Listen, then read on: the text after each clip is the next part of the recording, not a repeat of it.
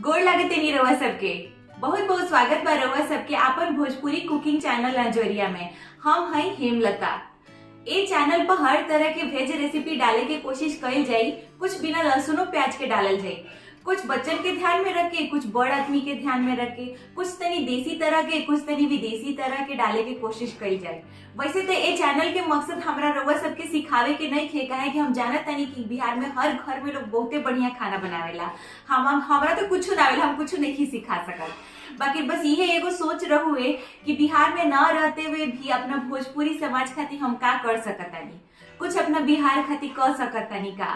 तो इहे सोच के ई चैनल हम शुरू कैले हैं, काहे कि और कुछ भगवान तो टैलेंट देले नहीं खन, बस तनी खाना बनाए मम्मी पापा ले सीखले बानी। तो उहे बस हमरा लागल है कि तनी एगो भोजपुरी चैनल, कुकिंग चैनल ही हम शुरू करी। बस एकरा खातिर हमरा ना रउआ सबके बहुत ज्यादा प्यार और आशीर्वाद के जरूरत बा। तो अगर ये चैनल रउआ सब देखत तनी जा तो अपन प्यार और आशीर्वाद हमरा पर बनौले रहब जा। हम मिलब रउआ सबसे अपना अगला वीडियो में।